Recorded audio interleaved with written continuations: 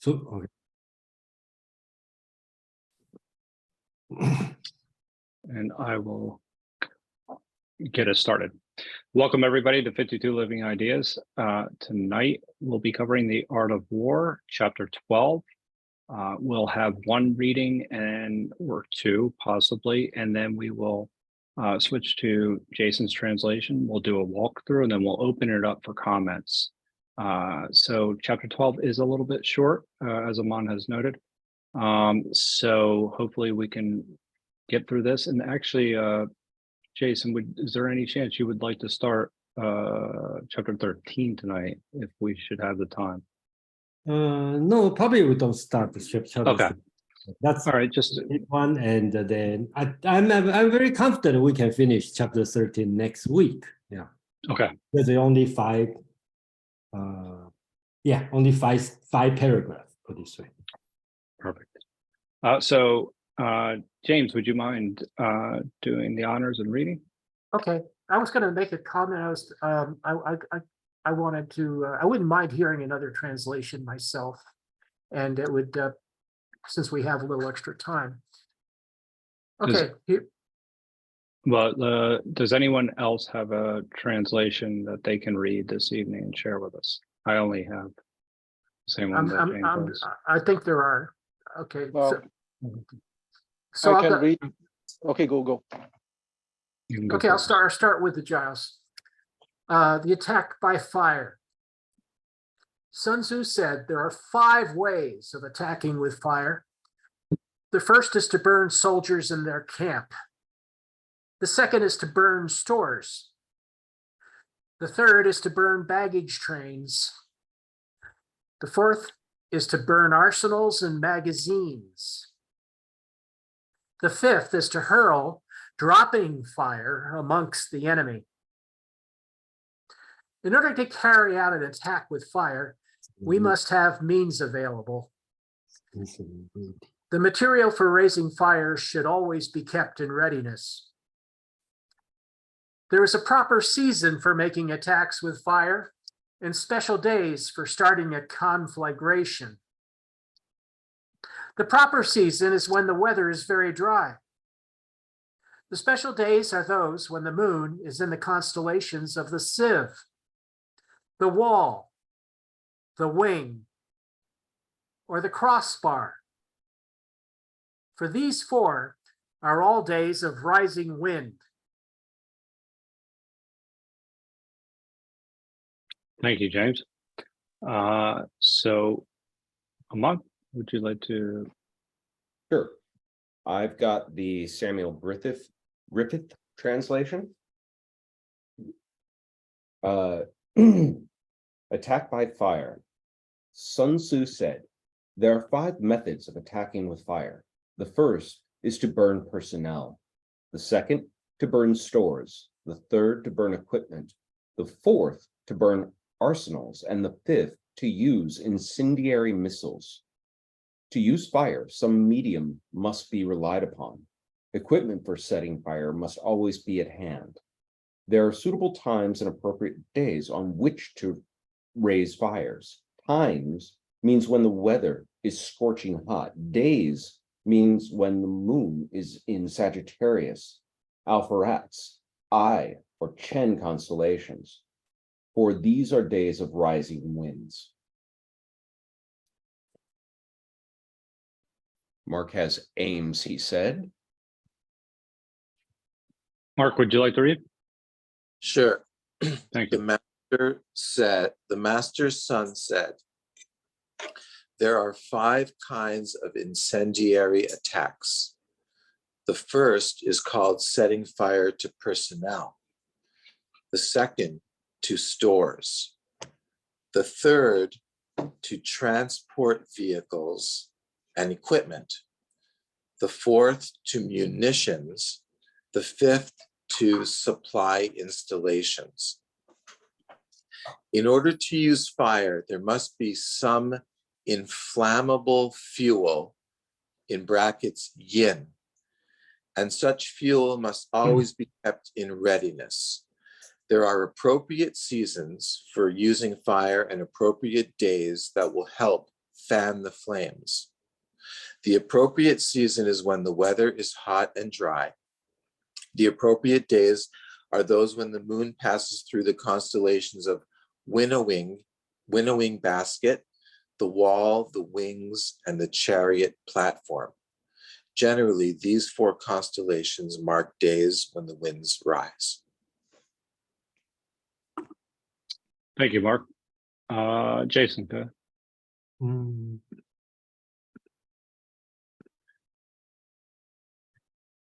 Okay, so here's the translation. I think there is not much difference than most of the translation. So we already go through for last 11 chapters from the very high level 5 things and talking about the Tao, the heaven, the earth, the general, and the method. So right now is to the end, all talk about method. And then for the chapter 11, chapter 10 and chapter 11, Sun Tzu is talking about the ground, the situation, which is part of method. So right now we have the 2 more methods we are going to talking about. One is attack with fire, that's for this week. And the next week is talking about using the spy. And I would like to remind everyone, these 2 chapters, and it is, I think that's during the time Sun Tzu is doing the war technology change, right? Because before kind of the gentleman's game, so that's the noblemen, they fight each other with small scale.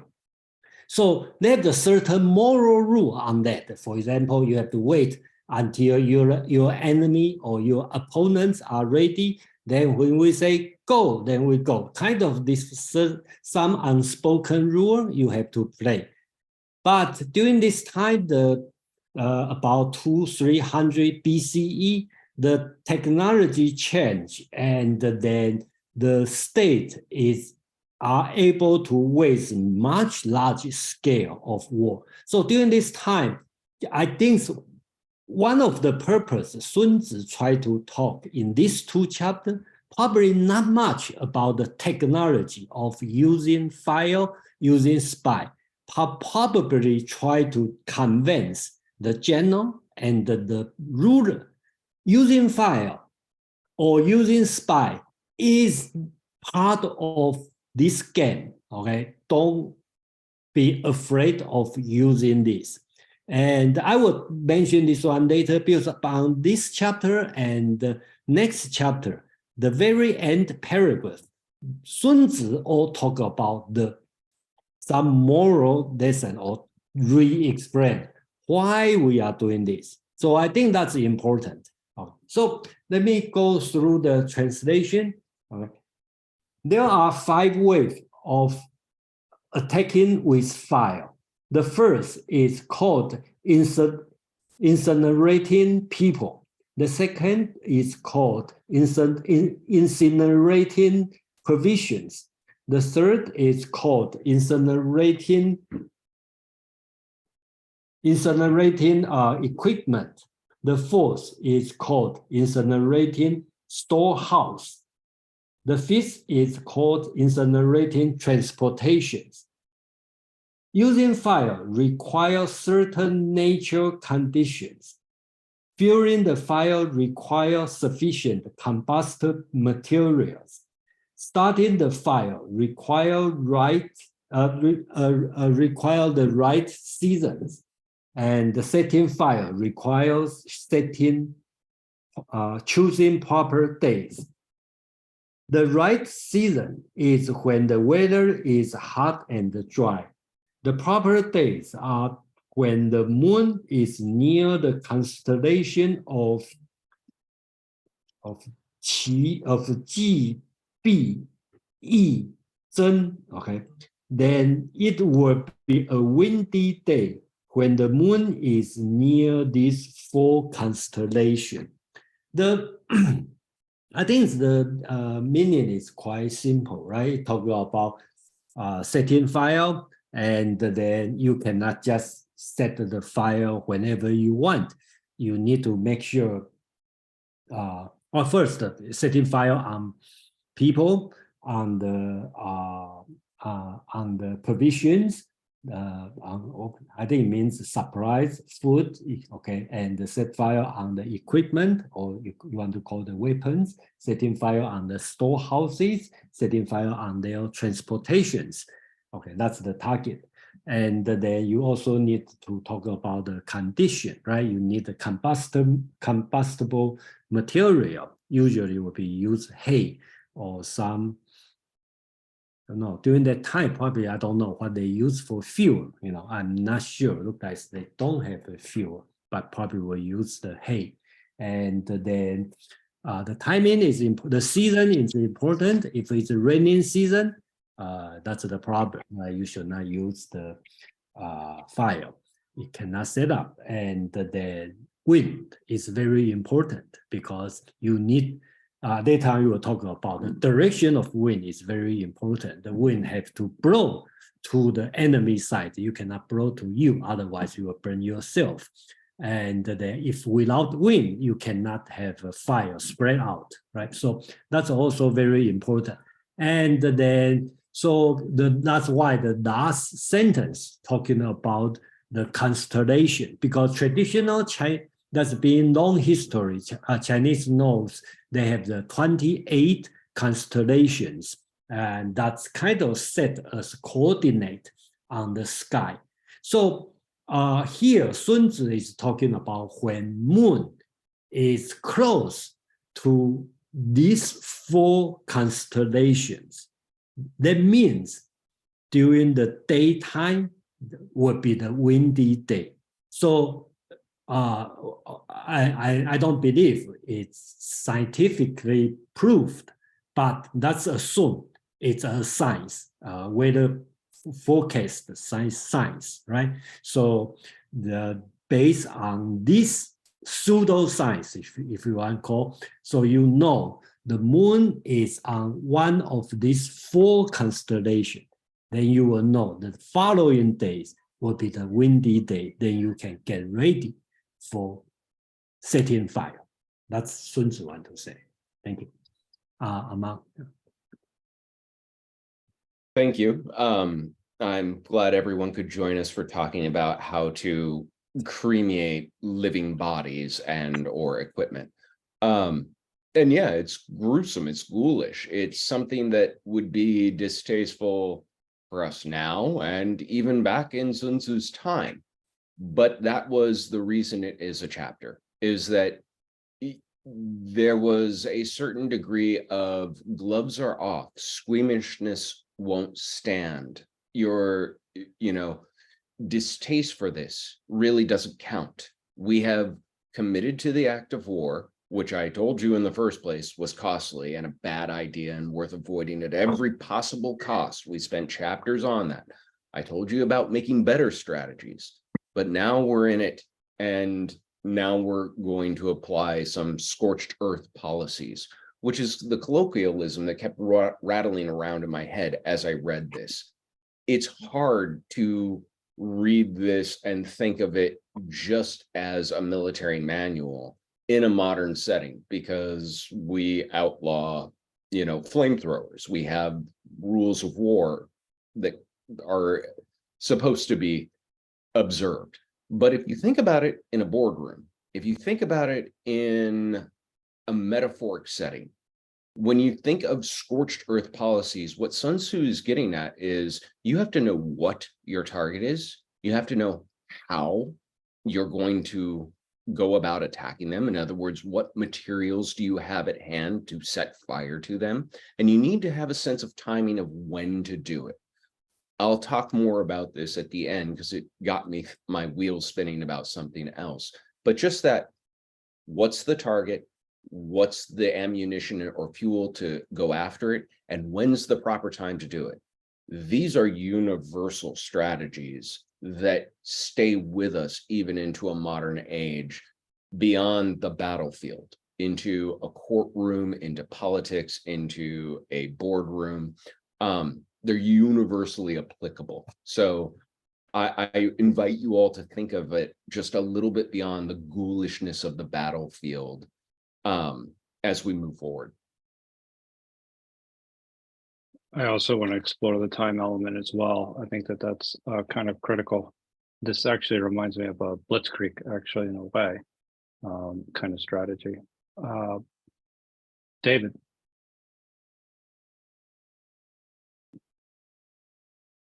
Right. I was trying to, in thinking of its applicability in modern terms, just expand some of the notions. Maybe, you know, we're talking about catapults and missiles and anything that can be, you know, the destruction can be done, but not directly by human force, through other techniques.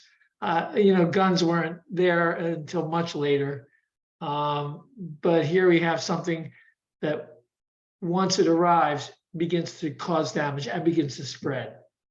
The property of fire as it runs around. It can, if it hits the right stuff. But this is a funny place. Maybe it didn't really come up anywhere before where you can only attack by being there. The idea that there are different weak points in an armed structure. There's the supply trains that are coming in, which he talks about as one objective. You know, they're the personnel per se, and in the heat of battle, things are different if you're launching as an offensive technique while you're advancing. I was surprised that these haven't sort of been brought up before. You know, the arsenals are a critical place to be attacking. Certainly fire is a great way to do it. But, you know, none of this has been brought up as strategy before, which is striking to me. That's all. Thank you, David. Mark.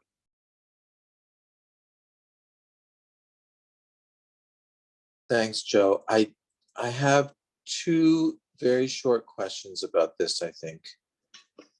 And one is about something where I think the translations that we've heard agree, and one where they kind of slightly disagree. And let me talk first about where they agree. I thought in the idea that there's a proper season for making attack, a proper time for doing this. I think, Jason, that you wrote appropriate, and you followed that through on each one. This is appropriate, this is appropriate, this is appropriate. And in the other translation, the Giles has proper, and Ames has it's right to do this whenever it's right. And this reminds me of something that Kwan, I think, had talked about, that Greek concept of kairos. So I'm just wondering here, where they all seem to agree, what the word is. And then the other thing is in the very first line, where I think there's disagreement. The first is to burn, Jason, I think you said people.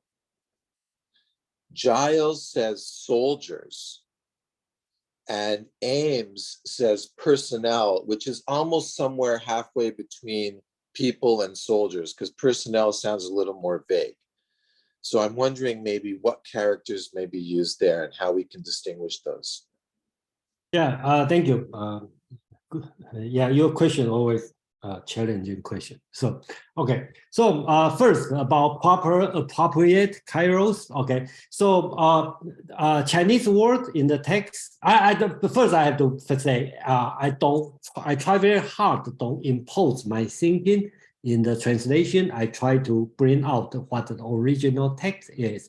In the Chinese text, only say 时 or 日.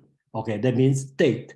And the 时 could be timing, could be seasoning. Okay, so it didn't say it's appropriate, good, whatever, but it just say time.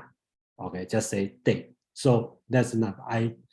But it will sound very odd if I don't put proper day, right day. So I have to put something on that. I try to pick some words more neutral, but you know, there's no words neutral for everyone. So that's the first thing I have to answer. Second is you are going to burn the personnel, people, soldier, or the common people. I don't know. But the word Sun Tzu used is 人, which means people. And I keep translate as people. Does this mean soldier or common people? I don't know. But the word itself said people. That's why I translate as people.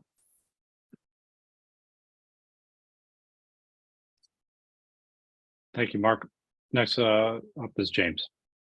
Hey, we're reading a book about one army opposing another army, pretty much. So I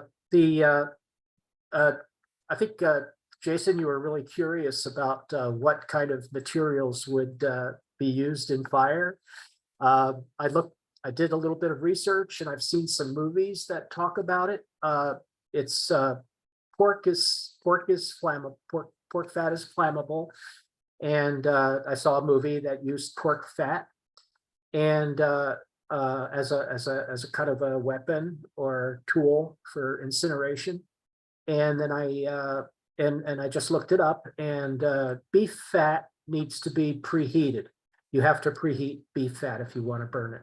So so that's most likely pork fat was used as a weapon, was probably proposed as a weapon, although he doesn't mention swine fat specifically.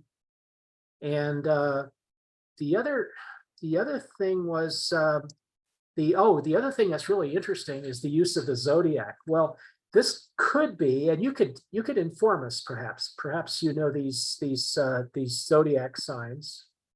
Since there's 28 of them, so that's an awful lot. Winds happen a certain time of the year, right? The northerly winds in North America happen during the winter or certain months. I'm just thinking that, and this year in Nevada, we're having wind just about all the time. It's windy today in Nevada, believe it or not.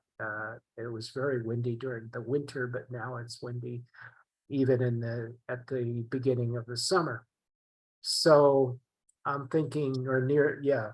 So it's probably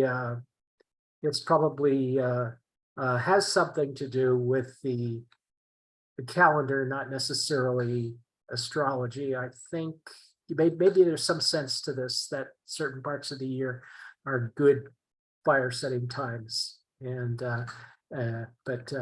but you could inform us maybe what these constellation signs are in terms of the Western calendar. Maybe, I don't know. Or one of you know that? Thank you. Yeah, let me respond to that. I don't think we should tie this one to astrology or tie to the zodiac, because when we talk about zodiac, probably we talk about the 12 animals of the cycle. I don't think that exists during that time. Okay, this one is 28 constellation. Okay, so that's then that's nothing related to the Western astrology, the 12 sign. I think that's totally different system. And then I have no research on that, and I'm not interested on that, because further will develop much more complicated. Like, for example, you can look at one, you know when Putin is going to die. Okay, you see some, because for the great general, the leader of the country, they all have a reflect star on the sky, and then you can watch. That's become very complex and totally different story. But here, I think they kind of use as a weather report. You know the season, the time, and when the moon moves too close to this constellation, then that means the next day will have a windy day. Of course, we don't have to believe that's scientific. They have a scientific proof. But one thing I'd like to emphasize is Chinese calendar is not pure lunar calendar. It's also based on the solar system. So so that's the thing I want to say. So it's probably related to the season. Okay. Thank you. Which actually also relates back to timing. being of great importance when actually you're thinking about striking. So with that, Quan. Okay, so before I forget, I have just one short comment about using fire and the fact that it is disgusting. Well, I'm sorry to be the bad person here, but I think that in our modern times, we are not shy at all to use fire. When you drop a lot of bomb on a country, it's fire. Okay, when you drop 2 atomic bombs on a country, it's fire. So that being said, I want to go back to the notion of kairos. I absolutely agree with Jason that in this case, how can I say it? He is right. Okay, it's only the right timing and the right stuff to do at a certain place. But the notion of kairos is much more grandiose. Okay, if you remember the chapter 1, and the Chinese word for kairos is shu. Shu as used in chapter 3. So if I can remember you guys, chapter 1, 2, 3 are about universal principles, and chapter 4, 5, 6 are about kairos. But in chapter 1, 2, 3 is also about kairos, and I won't be not very long. If you remember, there's a short sentence in the 3rd paragraph of chapter 1 precisely. So the 3rd paragraph of the home book is 将者 Zhu, Xin, Ren, Yong, and Yan, meaning the quality, the virtues of the commander are wisdom, trust, humanity, courage, and strictness. Okay, so when we are speaking of kairos in the grandiose manner, it's the combination of operational skills, so meaning the right place, the right action at the right time, what Jason said, but also the superior humane virtue, which is the center of a battle, or the great quality of any commander, and not just the commander in the battlefield, but of any leader. So when Mark was speaking of kairos, is that more grandiose meaning of the combination of pure virtues with operational skills. And my last comment is about the constellation. Okay, Jason is right too on this one. And of the 4 constellations that I mentioned, the other 3 have only 3 to 4 stars, and the 3rd one, the winds, has 28 stars. Okay, so it's very easy to identify them in the sky when you have a contrast of 3 groups of 3 to 4 stars and 1 group with 28 stars. And it's, I would say, empirical knowledge. Okay, the ancient Chinese just associated the fact that winds would be stronger when those constellations were appearing in the sky. So it's empirical knowledge accumulated with time. That's all. Thank you, Quan. I believe, Paul, you had typed an exclamation point in the chat there. Yeah, thanks, Joe. Yeah, as we get into the ethical side of this, I appreciate Quan's points, but and I think David responded in the chat, but I agree with Quan in that, you know, we didn't get suddenly humane about this. Atomic bombs or not, think of napalm in Vietnam, think of the firebombing of Dresden, Hamburg, think of things that are that caused as much damage as atomic weapons done with fire. So maybe there have been some movements to say less of that, but our use of cruel means is rampant everywhere. So I just feel it may seem horrible now, but it's not any more horrible than everything else we're currently doing. I'm just echoing Quan's point. But my other point about the ethics of this is, and also the practicality, I notice, and this is a question for Jason and others, that the question of effect on civilians is less addressed, maybe not addressed at all, because what we did and those examples I gave was on civilians who were not armed combatants, whereas this is specifically about trying to burn out soldiers who are, I think, but it's also a question. But then this is the closest thing you had then, as I would imagine, to a weapon of mass destruction, because you don't want to completely burn the town that you're taking over and have nothing left. Like in other places, you want to pillage so you get all the supplies, or you can stay in the places you've taken over. But so the two questions and comments I have are about, was there any concept anywhere in this text about the treatment of civilians versus armed combatants, and then the implication of the destruction of what you're taking over? This is the first time it's come up in my mind because of the power of fire. So just some thoughts. James. Yeah, I think it comes up at the end of this chapter. He says that kingdoms cannot be restored and people cannot be brought back to life. So in other words, this guy has to be on the mind of the general and the ruler in their efforts to keep their kingdom secure and at peace. This is a primary concern with Sun Tzu, and it's at the very end of this chapter. It comes at the end of this chapter on fire.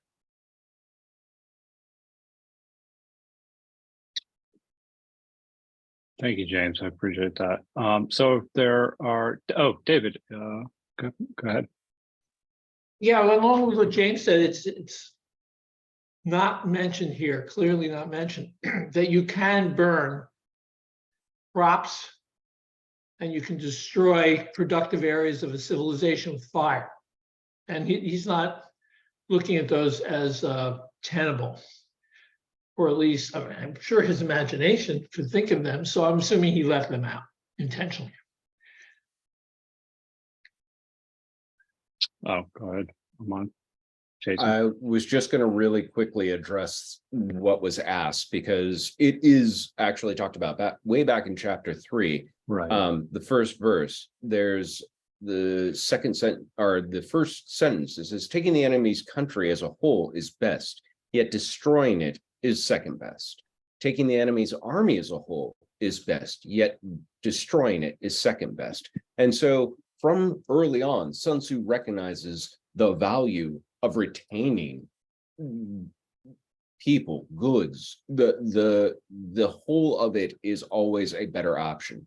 But if you can't do that, then destroying it is the second best option. And this tactic of fire could be on a village, could be on a town, could be on personnel, could be on a camp. And I think that was more the most common uses of fire in combat was against enemy encampments, because you have kind of the best of both worlds. You eliminate their on the field supplies, you eliminate the place where they can seek refuge, but you don't necessarily destroy their home village or hometown. It was a relatively common tactic employed all the way up, especially through Kublai Khan and the Mongols. Thank you so much for that, Aman. Yes, I actually do recall that passage. So I very much appreciate that. Jason.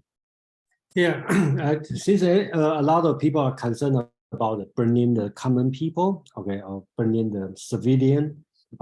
Look at the text. Sun Tzu used fire people, right? That means burn people, 人. I think that one way to think about it is it's limited by the availability of ancient Chinese character. I cannot think about other words would be proper use if you want to say just burning the soldier, okay?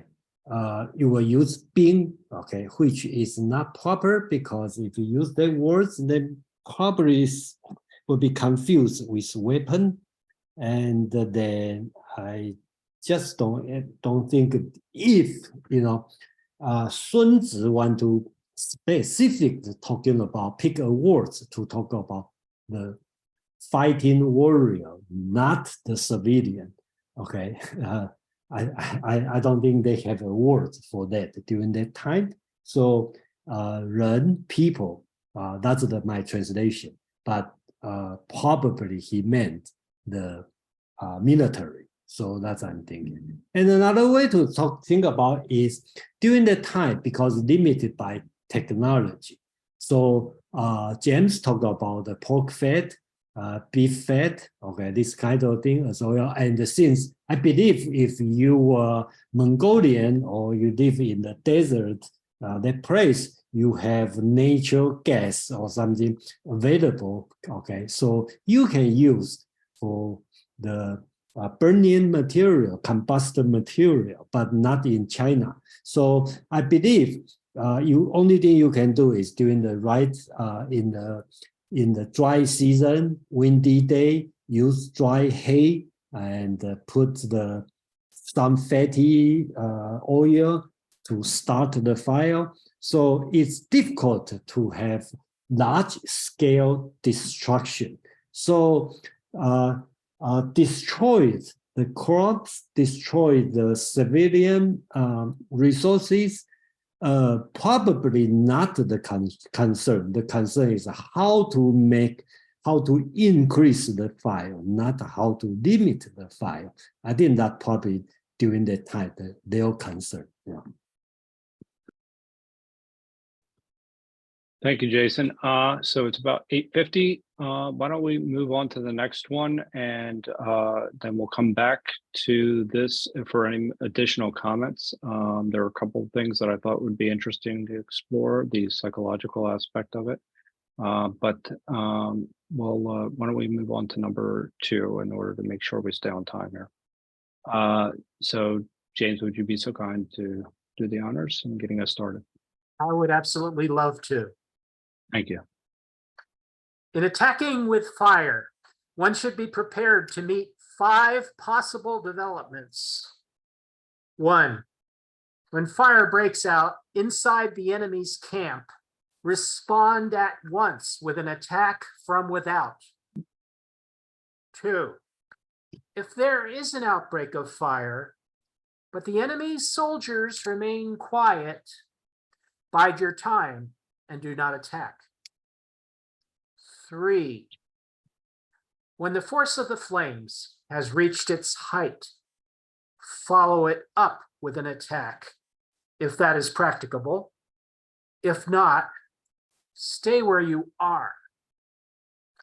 4, if it is possible to make an assault with fire from without, do not wait for it to break out within, but deliver your attack at a favorable moment. When you start this is number 5, when you start a fire, be to windward of it. Do not attack from the leeward. A wind that rises in the daytime lasts long, but a night breeze soon falls. In every army, the 5 developments connected with fire must be known. The movement of the stars calculated, and a watch kept for the proper days. Hence, those who use fire as an aid to the attack show intelligence. Those who use water as an aid to the attack gain an accession of strength. By means of water, an enemy may be intercepted, but not robbed of all his belongings. Thank you, James. So next up, would you like to read, or was a? Sure. Thank you. And the translation you're reading? Ames. Thank you. With the incendiary attack, you must vary your response to the enemy according to yin, the different changes in his situation, induced by each of the 5 kinds of attack. When the fire is set within the enemy's camp, respond from without at the earliest possible moment. If, in spite of the outbreak of fire, the enemy's troops remain calm, bide your time and do not attack. Let the fire reach its height, and if you can follow through, do so. If you cannot, stay where you are. If you are able to raise a fire from outside, do not wait to get inside, but set it when the time is right. If the fire is set from upwind, do not attack from downwind. If the fire blows persistently during the day, it will die down at night.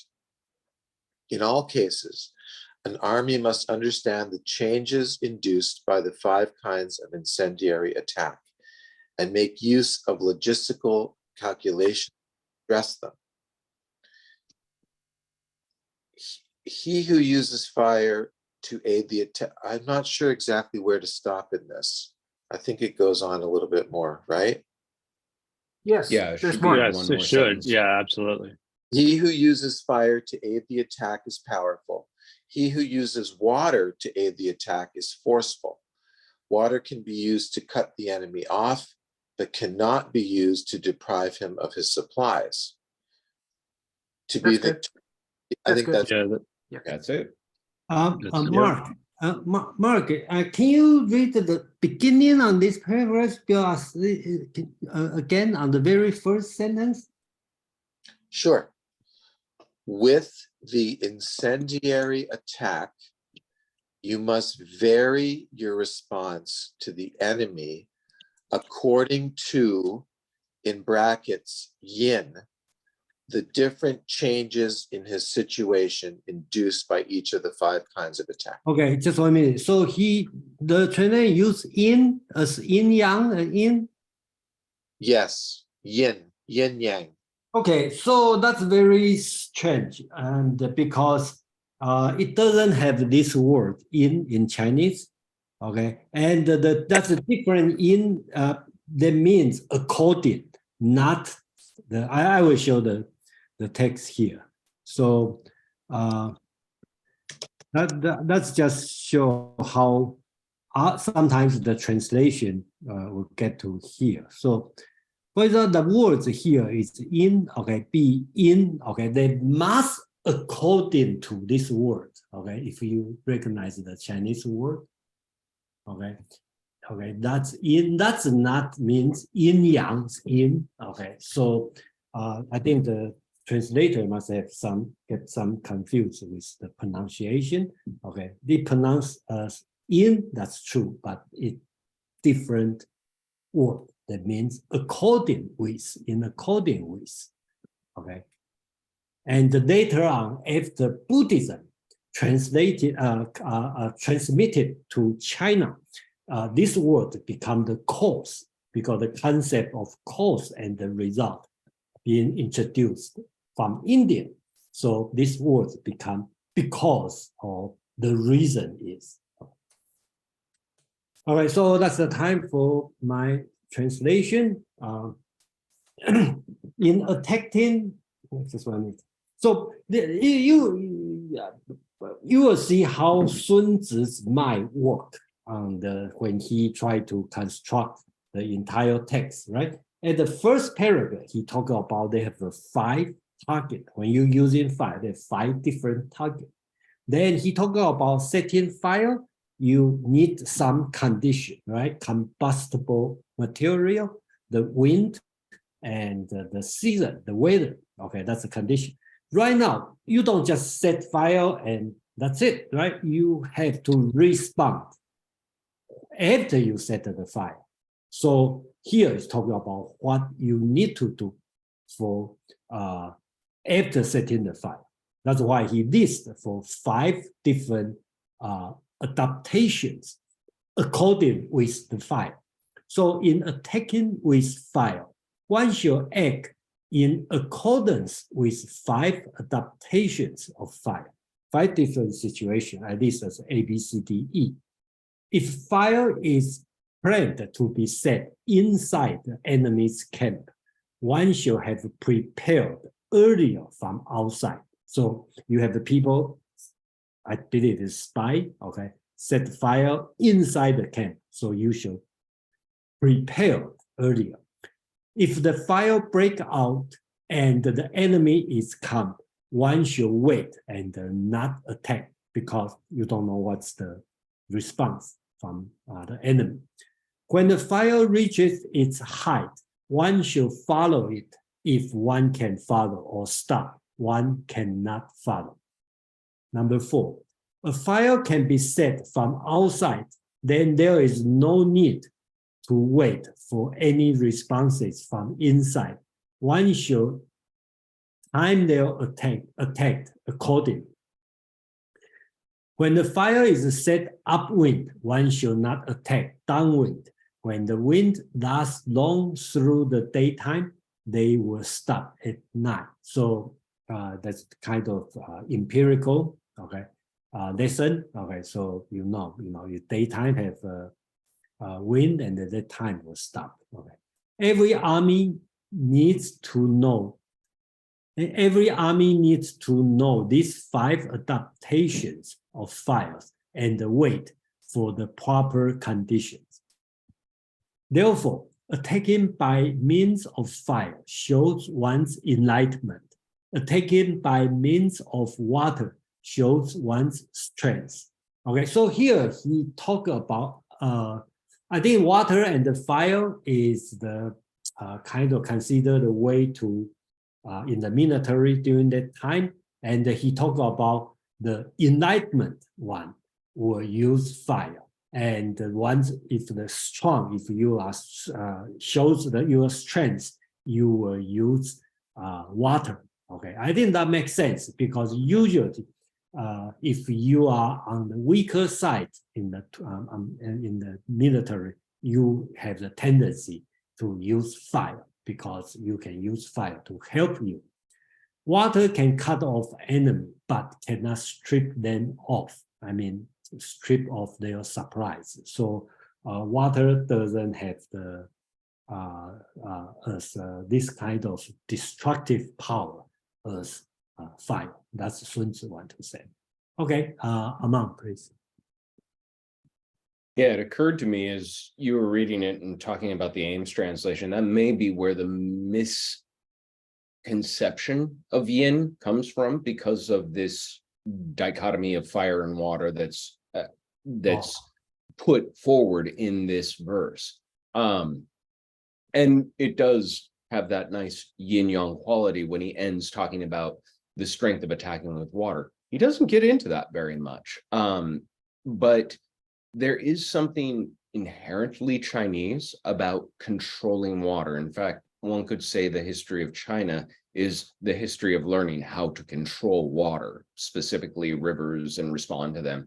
And so if you could flood out an encampment, you would show a great deal of resource and savvy and intellect. Whereas if you're using fire, it can be from a weaker position, as Jason said. But one of the things that I found really interesting about this, and Jason, I think you hit on it, is that even that term, and I'll go back to it again and again, because it's a colloquialism that we're all familiar with, scorched earth policy. Oh, they've gone scorched earth on this, as if it's an end game, as if that's the final thing to do.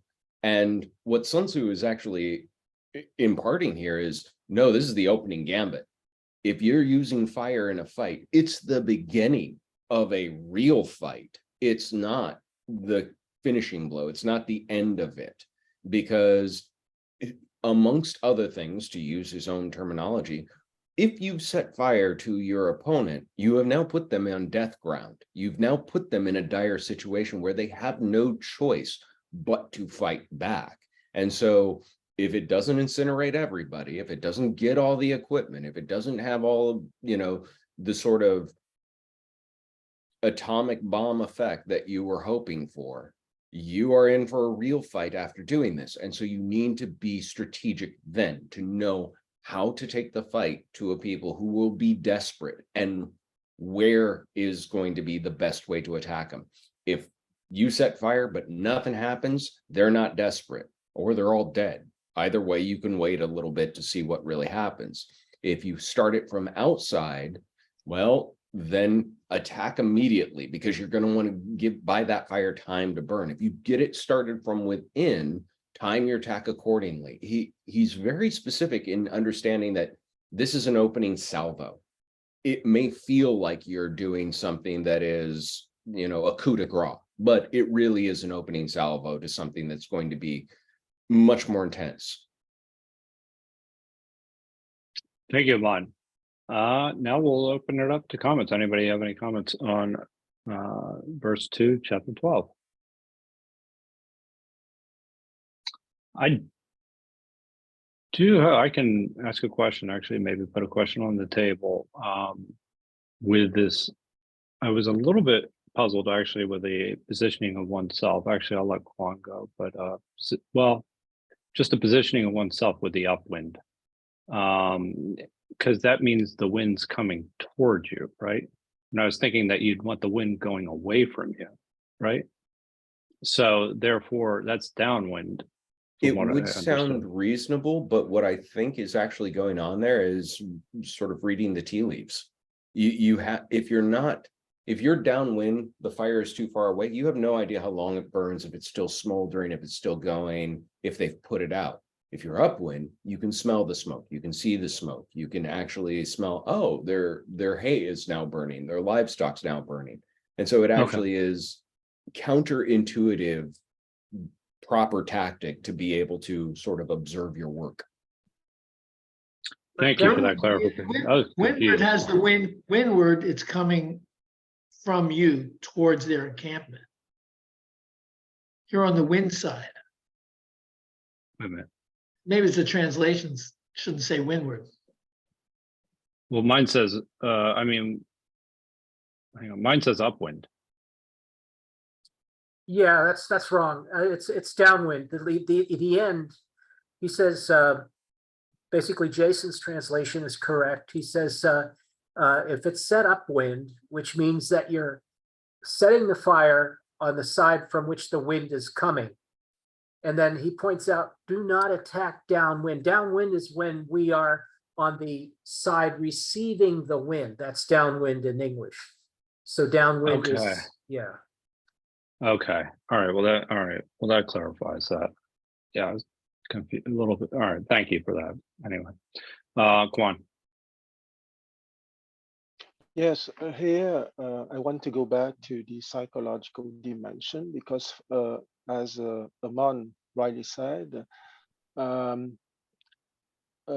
using fire is first and foremost the beginning of the battle, because the idea is to get your enemy completely in psychological disarray, and that would cause a panic and chaos within their camp.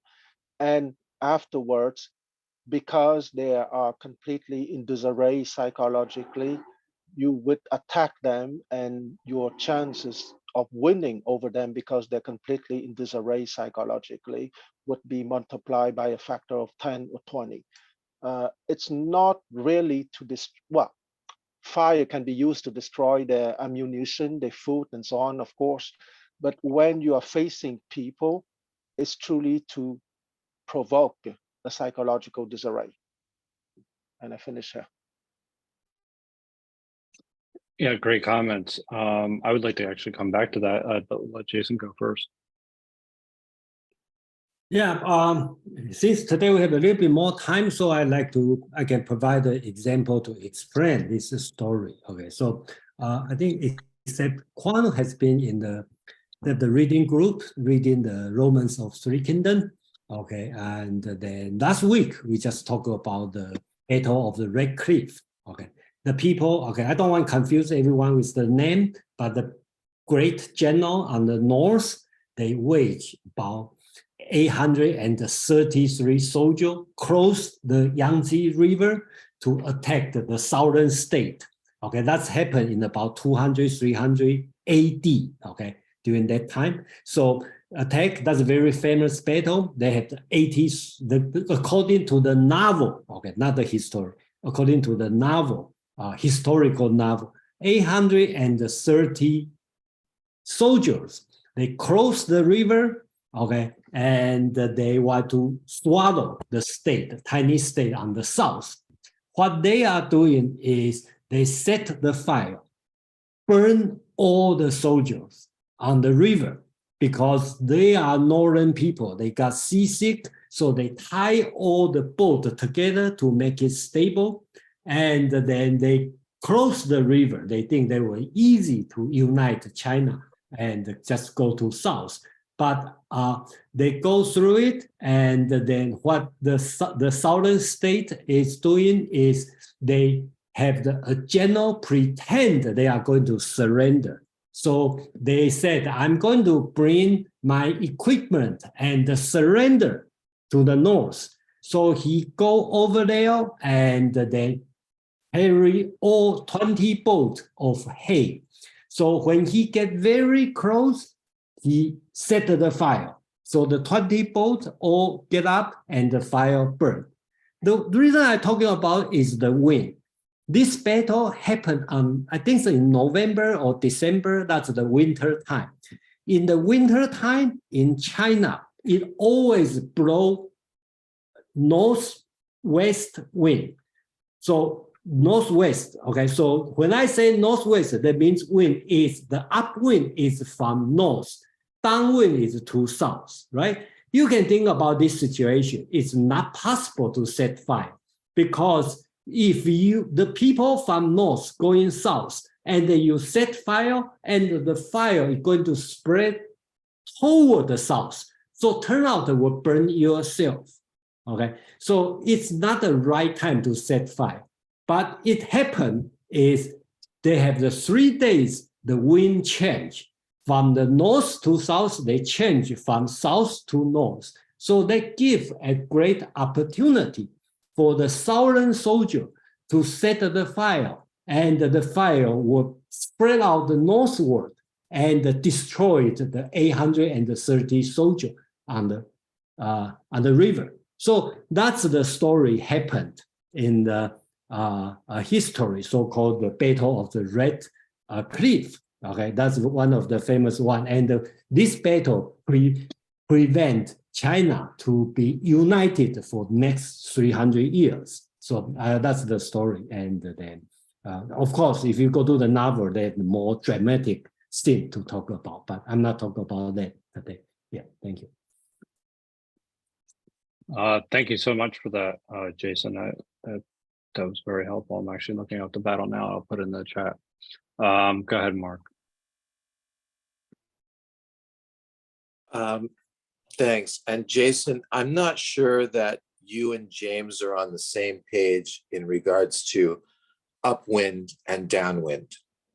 From what I just heard you say, I don't think so, but I think in English, what James was saying is that downwind is where the wind is going. So if the wind in the winter goes from the south to the northeast. No, winter from north to south. Okay, well, as long as we're on the same page. Okay. English downwind means the fire is coming to you. That's right. Okay, very good. So, so the English is correct at this moment because Chinese say 上风, that means upwind. That means the winds, the direction, the arrowhead, the starting point, right? Downwind means the arrowhead, right? The direction, right? Okay. Right. Yeah. Okay, so that's, okay. Yeah. So my question is about the water and the fire. I know that we've talked about what Quan has referred to as the wuxing, the 5 phases of the element that have the constructive creation and the destruction. So one question is, what about the other 3 elements? Earth, I think he mentioned in the beginning. You have to know heaven and earth. What about metal and wood?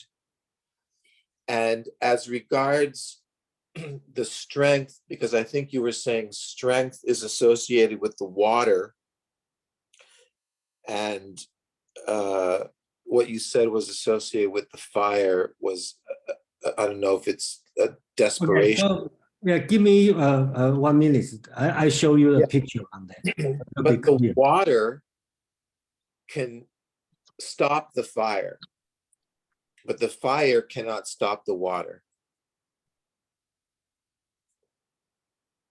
Thank you. So while Jason's looking, I'm going to take a little crack at the wuxing, because I want to, there's the concrete ideas that very literally water can be used to extinguish fire. But the wuxing is actually meant as a metaphor of the phases of a yin-yang cycle of anything's existence. And so something being in a water phase is in a quintessensing phase. Something being in a fire phase is in a fully realized, fully erupted sort of phase. As far as the other elements of the wuxing go, wood, earth, or metal, if you dig in for metaphor, they're there in the text as well. The metal obviously would be the refined arms of an army, but also the very act of refining something into a more valuable form of itself. The earth is ubiquitous. It's constantly the returning point. Everything comes from, everything returns to. There are chapter after chapter with D, earth, land, ground, where that is the term that is used. The wood actually is one of the metaphors, the more common metaphor, but really it means any sprouting or growing thing. And so it is something that is building up potential and enlivening itself. And so you could actually think of a fruitful kingdom as in a wood phase before it gets taken off guard or gets attacked by a metal phase of, say, an army invading. It was a fruitful, supplying, abundant land, and then an army comes in. Now metal destroys wood. The control or destruction phase and the creation phase or phases are all metaphors of how these forces interact with one another. Yeah, and if you can see the screen, I hope you can see the screen. They have the 5 elements, okay? And then each element associated with a certain color. And you get be more sophisticated, then it's also associated with different direction, okay? So like while fire is on the south, earth in the center, metal is in the west, water is in the east, because the ocean on the east, and the wood is on the north. So that the direction is go this way, that means produce. Wood will produce water, fire produce earth, produce metal, metal produce water, water produce wood. That's a cycle. The red eye is here, okay? You will suppress.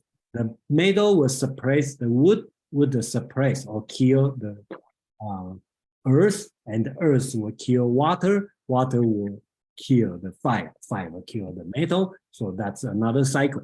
So there's the 2 cycles going on, and with 5, one is produced to each other, one is kill each other. So that's the considers the basics of 5 elements. So that's it. So I hope it explained it. So you did very well, very clearly.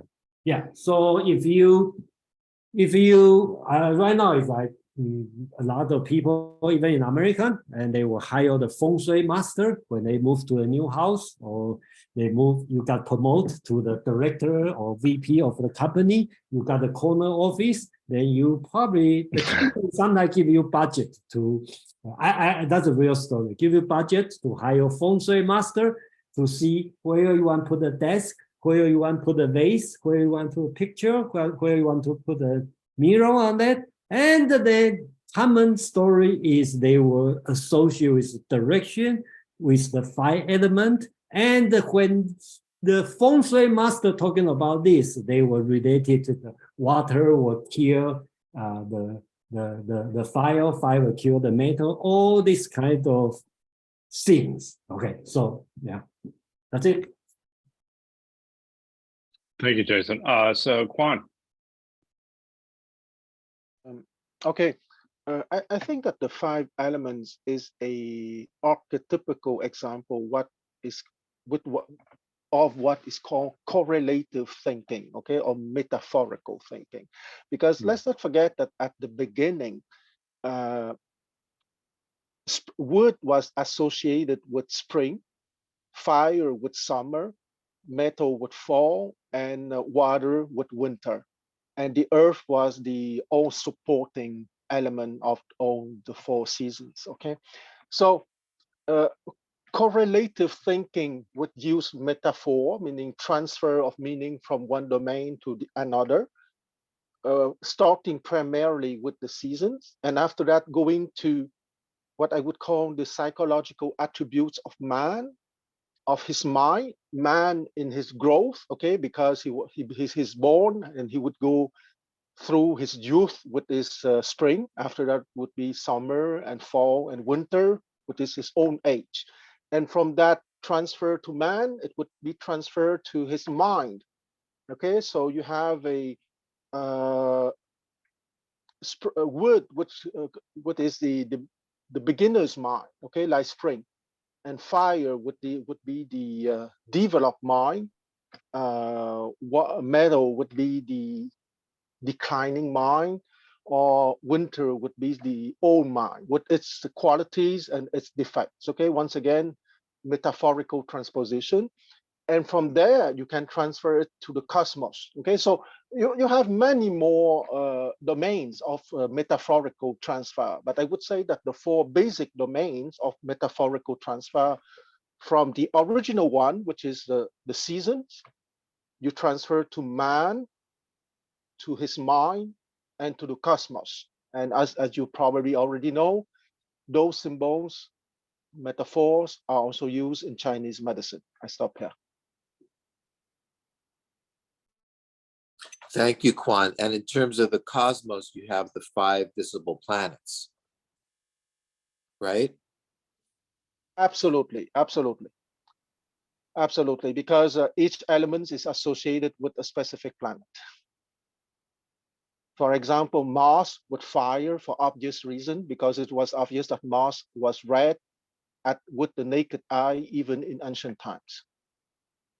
Yeah, it's not only this. If you go to Japan, okay, the calendar, Monday, Tuesday, Wednesday, Thursday, Friday, all tied to 5 elements. The Japanese way to call the Monday, Tuesday, that was the Mukuyobi, Kinyobi, something like this. So basically, they use the 5 elements for Monday to Friday, and then the moon and the sun, so make it 7 days. Yeah. I can't wait to hear your comment, and after what you put in the chat. So oh, okay. Yeah, it just doesn't, some of that stuff just doesn't line up. But is that what you're referring to, Joe? Yes, your last comment where you know, mine doesn't even refer to fire and people as the first step. Yeah, it doesn't. So, yeah, so that, yeah, I don't know. I mean, the other 3 translations seem to be somewhat in step with one another. Do you want to read your translation briefly, or I mean, I do, yeah, because I mean, I feel great because we're actually making really great time. So but it's important. Yes, we've got to respond to the buzzer. Yeah. No, Juan, did I hear you correctly that the fire metaphor is the mature, refined mind, and then the metal is going to be the confused mind? And I'm sorry. Not necessarily confused, but a mind that is not in his shining, dazzling, dashing, blazing state. Okay.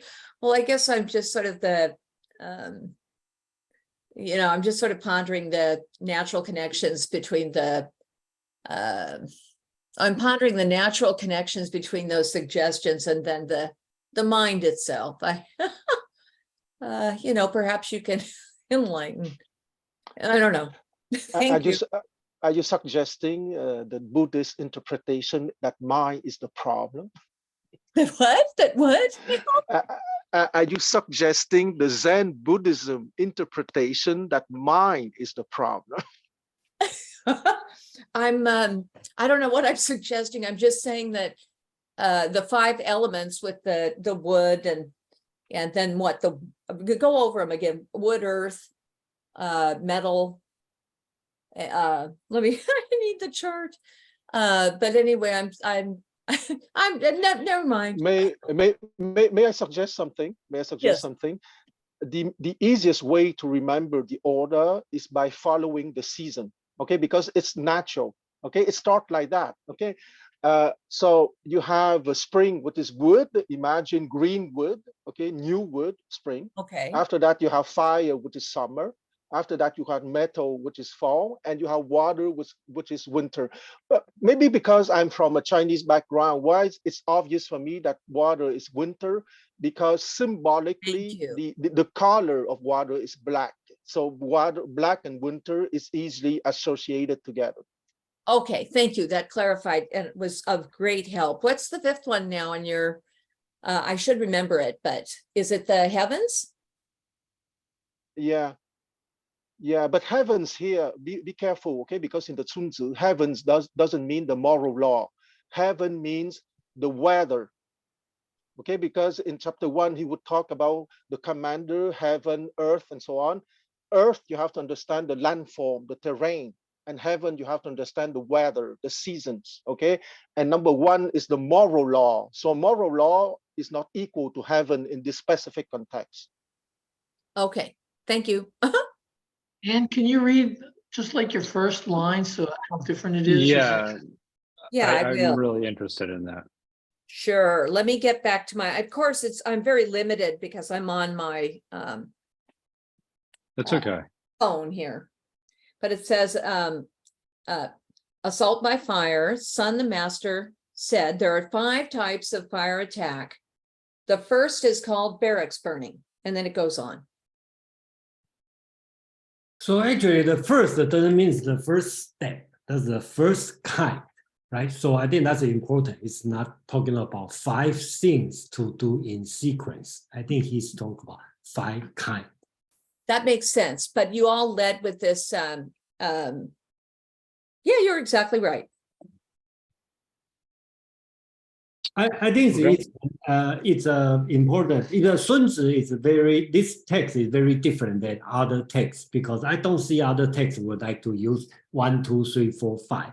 And then Sun Tzu use a lot, 1, 2, 3, 4, 5. And then I don't see ancient Chinese mind is focused much on the step-by-step procedure.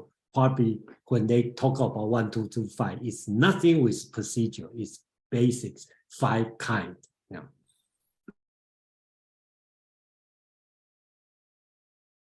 Madeline. Yes, well, this is a bit of a side excursion, but I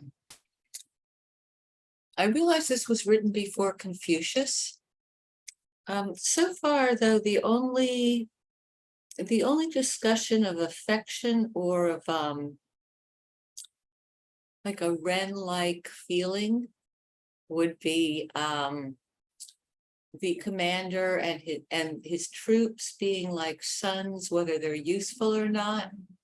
But even that isn't that close. And I know we've talked before in this group about sort of general cultural substrate, and that this is about war, so it's not likely to involve Ren. But I'm just wondering if anyone has any thoughts on how this could be. I mean, did they use this for civilian life at all, or as a guide, or was this really just used for war?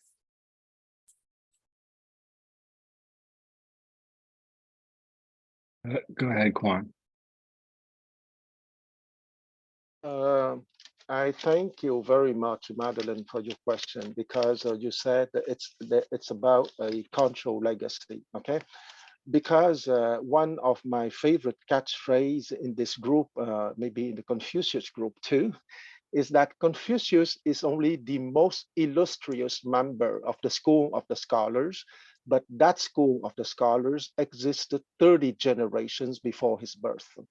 Meaning that the notions of a run, of humanity, of courage, of wisdom, and all those stuff did not start with Confucius. And by the way, you said that Sun Tzu was before Confucius. You're right and you're not right, because Confucius was born in 551 BCE and Sun Tzu was born in 544 BCE.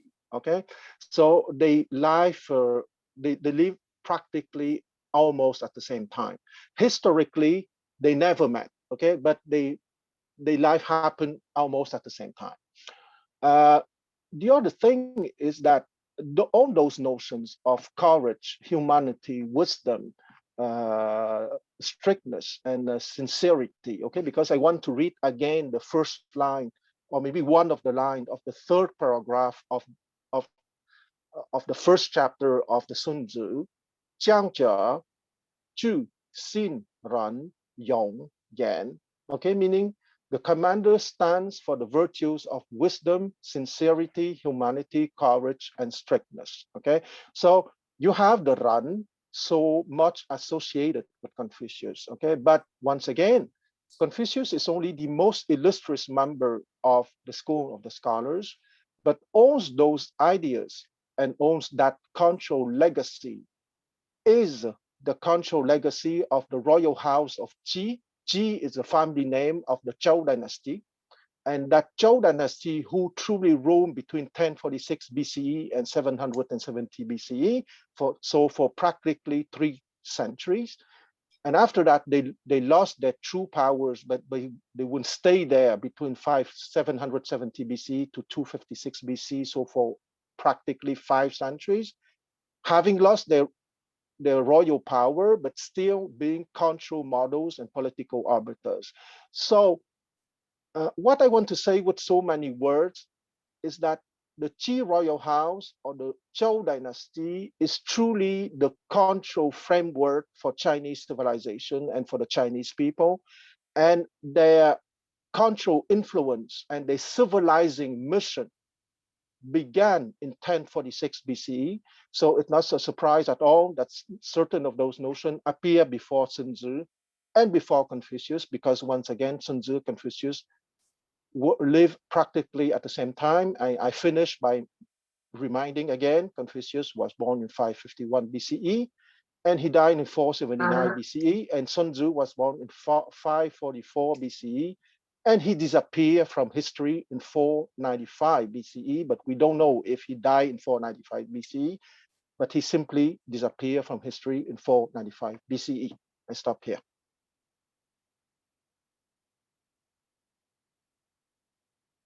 Thank you, Quan, and thank you, Madeline. Very much appreciated it. So let's move on to number 3. Great. Would Anne be kind enough to read her translation for number 3? Because I'm curious how different it is. I am as well. Yes, I certainly would, except that I'm on this awkward phone thing and I tried to flip back to other chapters to verify whether Sun Tzu had enumerated in logical order, and I think he did. And that was his habit. So well, this, why don't we do this? If you have a moment and you're able to find the number 3 in chapter 12, then we'll let James read first, and then we'll come back to you if you're ready. It's fine. If not, we'll go to someone else. So thank you. Okay, go ahead, well, James. chapter, I meant chapter, I think I have to go to chapter 15. And what would you give a sense of where I'm supposed to, since mine are not enumerated? It's the 9 grounds, right? Just no. No, Anne, No, hang chapter on. 15. Let James go and follow from what he reads. See if you can find it from Let's there. see if I can tough that out. Thank you. Thanks. Okay. Go ahead, James.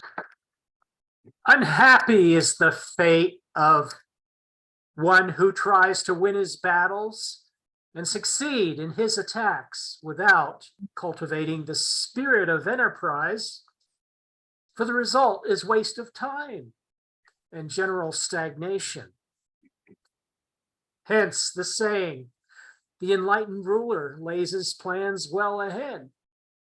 The good general cultivates his resources. Move not unless you see an advantage. Use not your troops unless there is something to be gained. Fight not unless the position is critical. No ruler should put his troops into the field merely to gratify his own spleen. No general should fight a battle simply out of pique. If it is to your advantage, make a forward move. If not, stay where you are. Anger may in time change to gladness. Vexation may be succeeded by content. But a kingdom that has once been destroyed can never come back again into being, nor can the dead ever be brought back to life. Hence, the enlightened ruler is heedful, and the good general full of caution. This is the way to keep a country at peace and an army intact. Thank you. I tell you, you should read for Audible, James. Anne, are you able to identify? Yeah, I was able to finally find my place. By the way, was Great. Madeline's question ever fitly answered? In other words, she wanted to understand how people used the art of war. Did I hear an answer there, or am I mistaken? I heard think we can come back in a way. Okay. Yeah. Sorry about that. I'm just not, maybe I'm. No, we can come back to it, but it's a deep question with Ren, so. Okay. The good general keeps the main objective in sight. Don't move if there's no advantage to doing so. Don't make use of one's soldiers if there's no hope of victory. Don't fight unless the country is in danger. There should be no war because the leader is in a moment of passion. The general should not fight because there is anger in his heart. Their heart is what the actual text says. Do not go to war unless victory is gained by the effort. If there's no hope of victory, then do not go to war. When acting on impulse, passion may turn to joy and anger may fade away. If a nation is overthrown, it cannot be restored and the dead cannot be brought back to life. Therefore, it is written that an enlightened leader takes all possibilities and aspects into consideration, and a good general pays attention to those considerations. If this is the case, then the country is secure and the army will be victorious in battle.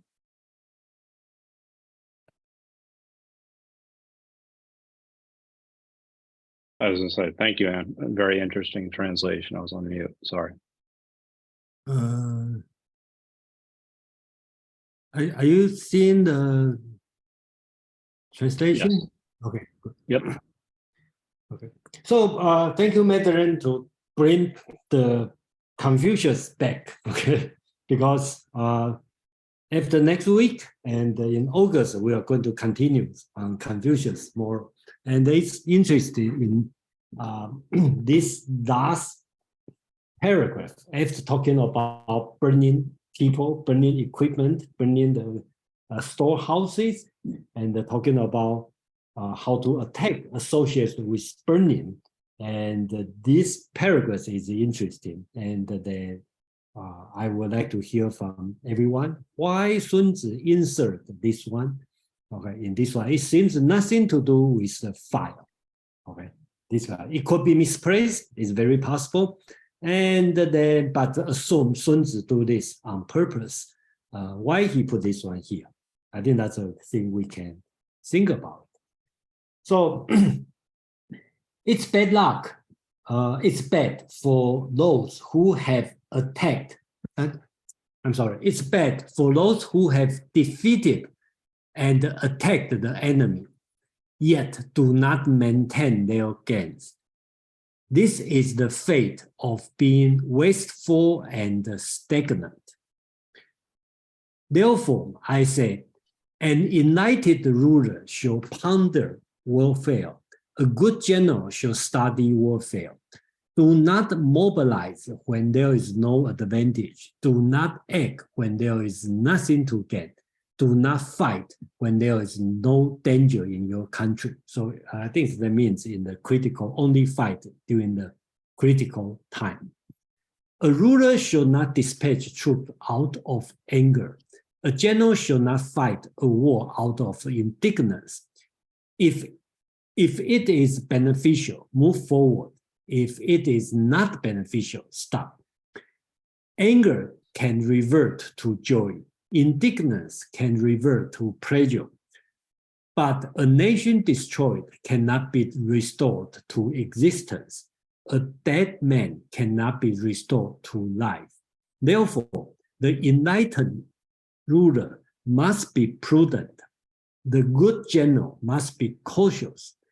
This is the Tao of keeping a country safe and an army intact. So this one is nothing about setting fire. And then the essence is, the first one is interesting, talking about you need to maintain your gain. Okay, so you don't just fight for the reason of fight. Okay, otherwise it's win or lose doesn't matter, because you need to maintain, okay, the gains. And then you only fight. It seems like talking about the re-emphasize the importance of making decision. Remember, we already talked about the decision already made. Okay, right now, only way you need to do is win the game, win the war, and maintain your gain. Okay, so, and here seems like Sun Tzu re-emphasize the decision is very important. That's my understanding of this paragraph. But of course, you know, you may have your own opinion on this, because it's a little bit strange, to put this way. Sun Tzu put this paragraph at the end of talking fire. Yeah, thank you. And Mom, you have something. Yeah. I agree. At first blush, it does seem a little strange because it doesn't feel like it has much to do anything with fire. But then you read a little deeper. It's extolling, not giving in to the sort of damn the torpedoes, you know, burn the whole thing down mentality that can overtake someone and that could lead to someone giving an order to set a thoughtless fire in the midst of battle for no good reason other than their wounded pride, their indignation. And so once again, you kind of get a reiteration of what was discussed at the very beginning. Be thoughtful. A good ruler needs to be thoughtful. A good general really needs to have a granular appreciation for what they are embarking upon and what this endeavor takes. And so if you give in to this impulse to raise the whole enemy to the ground, then you really gain nothing except for the animosity of any survivors and probably some resentment from the neighbors who would say, you see what they did? If they do it once, they do it to us. And so you lose that goodwill or faith that you might have in from someone else. This being the very end, I'm going to take just 1.5 minutes to go through a couple of thoughts that I've had as we've gone through this. I mentioned that idea of scorched earth as a metaphor. It's worth thinking about again and again and again. There was actual historical context of like I mentioned, Mongols setting fire to encampments as part of their warfare tactics. But there's a rather famous, though maybe apocryphal story about Kublai Khan in particular. If anyone has the opportunity to have ever seen the Netflix series Marco Polo, it's poorly named because the movie is, or the series is not about Marco Polo. It's based on his tales, but it's all about Kublai Khan and his court. And there's an infamous scene where a young Kublai Khan is sitting on his father's knee as his father sets birds on fire and has them, and they fly home to roost into this village and set the village on fire. And that image sticks with him. And years later, he repeats the tactic with horses. The use of fire, it was sort of unabashed in terms of how gruesome, how maniacal they could actually be in applying these tactics in battlefield settings. But again, it's usually an encampment. The idea of if you burn the enemy's village or home or country to the ground, you gain nothing for it. You really don't, except maybe a little peace of mind on the Western front. But now you've got to worry about your east, south, and northern fronts because those people saw what you just did. To that ends, and this idea of scorched earth, I kept thinking about this in political terms because we have a political version of scorched earth here in the United States, which is the act of impeachments. There have been 4 presidential impeachments in US history. The strangest part of this to me is that 3 of those 4 have happened within my lifetime. And I did the timeline because I was curious. Between Jackson and Nixon is 106 years between the first impeachment and the next one.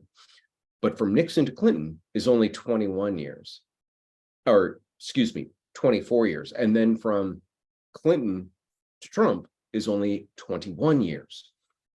At the beginning of this chapter, he extols the reader to know what the target is, how you intend to scorch their earth, what fuel, what ammunition, what sort of cocktail have you got? And yes, I know Nixon wasn't actually impeached. I'm still counting it though. And when timing is incredibly important. This was a rare, oft-used tactic 100 years ago, but it's become more acceptable. And so kind of the inverse of what we talked about the distaste for warfare in a modern age, and as some of the conversation about the atomic bomb, for example, dropped once, nobody did it again. It was too horrific. We don't want to risk doing it again. But other sort of scorched earth in not battlefield terms, in boardrooms, in think of hostile takeovers or monopolies, or muscling somebody out of existence on the competition field or in the political arena, we see those become stepped up more and more and more in modern times. And I wonder if it's because there is the disconnect from the visceral distaste we have for actually setting fire to actual people out on an actual battlefield versus the scorched earth policy of destroying them in business terms or political terms or reputational terms, because we see that one step removed from us and more palatable as a result. Just my thoughts. Yeah, I'll be here interested to hear everybody else's thoughts. I'll stick around as long as I can. Thank you for those comments, Maman. We'll go to Quan, James, and then I believe Paul is in the chat somewhere. So yes, anyway. Okay. I think that Amon really opened the essential for what I want to say, because the scorched earth or the complete massacre procedure, if you want, for me precisely is because people are less connected with their inner virtues, and precisely everything that has been discussed to now, to the chapter 12, even if I said many times that chapter 1 to 3 can be related to the high principles, 4, 5, 6 more to the epistemological dimension, and 7 to 13 for more to the operational skills.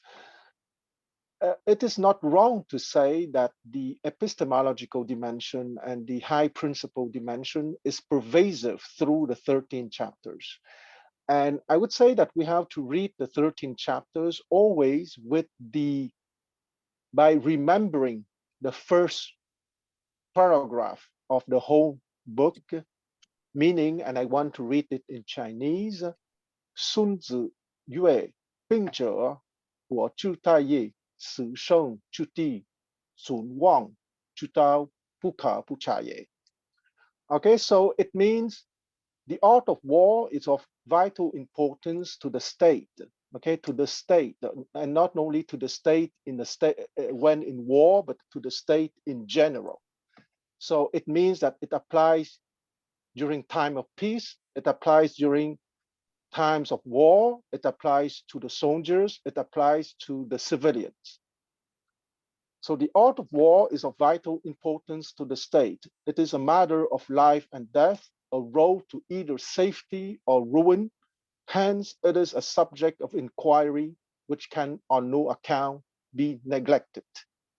So the art of war here is truly the art of the ruler, because I said many times that 法家 is very badly translated as legalism, a school of the legalist, but should be translated as principles and practices of statecraft and administration. But I'm aware that what I just said is a little bit long. So maybe a better translation of 法家 would be the art of the ruler. And the art of the ruler precisely starts with the high ethical dimension, going through the epistemological dimension, and going down to the more practical operation. Those practical operations can be during a war or during peacetime. But I would say that in the 13th chapter that we read, even when using fire or using spies, we always have to remember those lines. The art of war is of vital importance to the state. It is a matter of life and death, a road to either safety or ruin. Hence, it is a subject of inquiry, which can on no account be neglected. And inquiry here is not a past inquiry that is done once and finished for all, but it's an ongoing inquiry. And I stop here. Thank you, Quan. James. Yeah, thank you, Quan. This is so, Sun Tzu, for me, is such a genius. The fact that this book is so popular, well over 3 centuries, three millennia later after it was written, is astounding, because this last section is just a perfect example of that. And the reason I read it is that the way I did is because in the Lionel Giles translation, it's very Shakespearean. It's actually he actually turns it into kind of like almost kind of a Shakespearean text. And I don't know how it reads in Chinese, but in English, even I think in any translation, this section is just stunning because it goes from the point of practicality to the point of and the importance of practicality. Pragmatics, don't be wasteful, don't achieve a stagnant outcome, and it goes into mood, which is such an important part of human thought. Don't dispatch troops out of anger. Don't fight a war out of indignance. Move forward if it is beneficial. Stop if it is not. Take your time. Always move on to the next move. Anger can revert to joy. Indignance can revert to pleasure. You can't bring back a nation. You can't even bring back a man. So this is I feel a little strange being the one to talk about it, but this is at the level of a Shakespeare. This man is obviously a great literary genius of history, and I think we do appreciate him. This book is that popular, has been translated, you know, and it understood in that sense of a great work of military art. But it also has this depth of understanding that pragmatics is part of life. Understanding your own mood is a part of humanity and leadership. You know, it's something that has been true over the ages. People need to understand their own nature before they act. And so I just love this point in the text because it sums up the whole meaning of the work. Thank you for that. I really appreciate those comments, James, especially the need to understand the self, understand the enemy, and then understand the horrors of war. And so, and how it really doesn't benefit anyone. So I think it's, you know, we can come back to some of your comments. I thought they were excellent. Anne.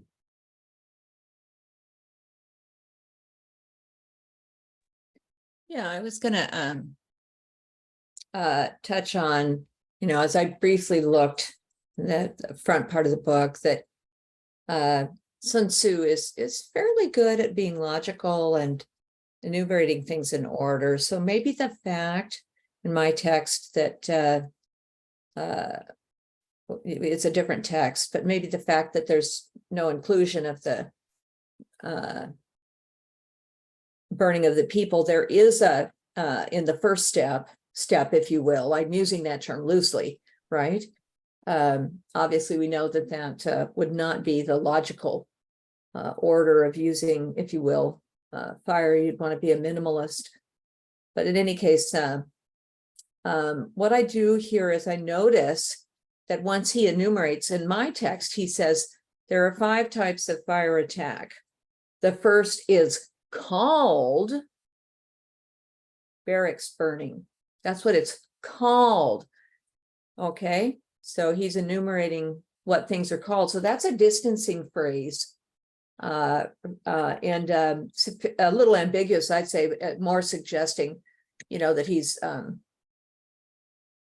not intending to persuade someone that they should do this. You know, it's more. He's more. I don't want to use the word elusive, but elusive. But in any case, at the end of that enumeration, he sums up here by saying something to the effect of, the characteristics of the 5 fire attacks must be known and the calendar must be studied. That's a summary. So really that argues for, reflecting back on the earlier text, this idea that he's just enumerating, and you know, again, I'm not sure he's intending to urge someone on to this so-called scorched earth that you were talking about, Eamon. And then there was an additional point. Well, that's all. I thought I had a third point, but I'll move on. I'll let somebody else talk. Thank you, Anne. Jason. Let's have Mark first. I know he has some. Go ahead, Mark. Oh, thanks. Just a small point about the way in which these emotions can be changed and manipulated here. According to Giles, anger may in time change to gladness. It really reminds me of the Proverbs from the Bible. Proverb 15:1, a gentle word allays anger. Just wanted to mention that. Thank you for that, Mark. Jason. Yeah, I need to leave in a few minutes. So, first, James talking about the Shakespeare translation. It reminds me a lot. I kind of use this kind of concept of the role model. I think, thank you, James, it remind me, because I read Shakespeare, some of them, King Lear and Julius Caesar, when I was a teenager in Chinese. Right now, English get much better as read English. I find out that Chinese translation is very good because give me the same feeling. Okay, so that's I try to achieve. Whoever reads that my personal experience, read the Chinese translation of Shakespeare and read English version of Shakespeare, I got the same impression, I got the same feeling. And I almost can relate it to this line is this line. There's no, of course, that's a place, it's easier. But the feeling, the result are I would say identical. But that's I try to achieve. So of course, you sacrifice the smoothness, and sometimes you have to sacrifice the correctness of grammar. Okay, same as I read the Chinese translation, the word is not very Chinese style. But I just think I like to express, when I do the translation. That's what I try to achieve. Final thing I'd like to talk about is the Sun Tzu's response, right? Quan already mentioned Sun Tzu and the Confucius are in the same time. They face the same problem, and then they talk about different things. Okay, so the situation are the same. Sun Tzu talk about, and he has no hesitate to use fire to burn the people, to use a spy. Okay, so to win, because that's the moral side of doing this. He believed, okay?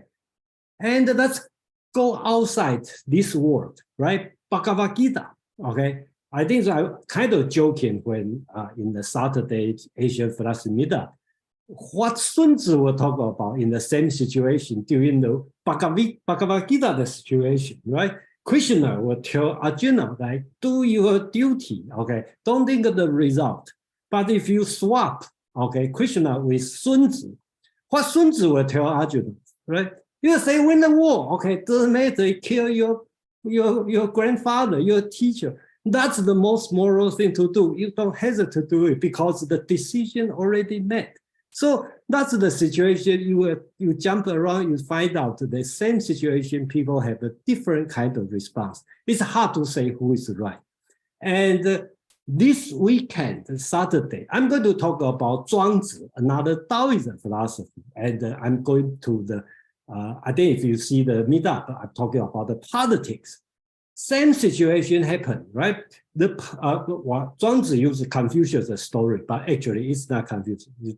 A person facing a tyrant, what are you going to do? If you advise him some virtue, you will get killed. If you don't advise him to doing something, he's going to do something evil. What you are going to do in the same situation as Bhagavad Gita? You are fighting the war, and the enemy is your grandfather, is your teacher, your cousin. What are you going to do? Doesn't matter I win or I lose. It's terrible, right? Same situation. In Zhuangzi's situation, he's going to advise you different solution in the Taoist point of view.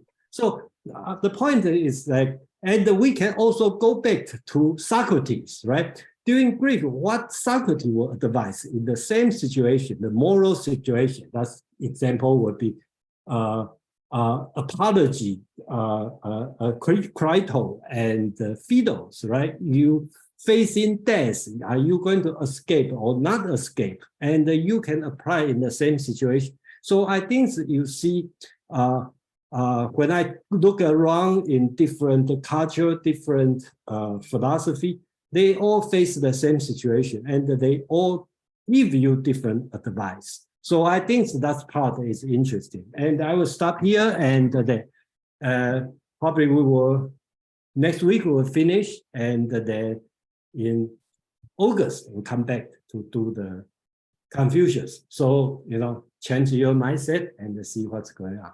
Yeah, thank you, everyone. Jason, Thank you, Jay. can you make me a host so we can continue this discussion? Yeah, I will. Thank you.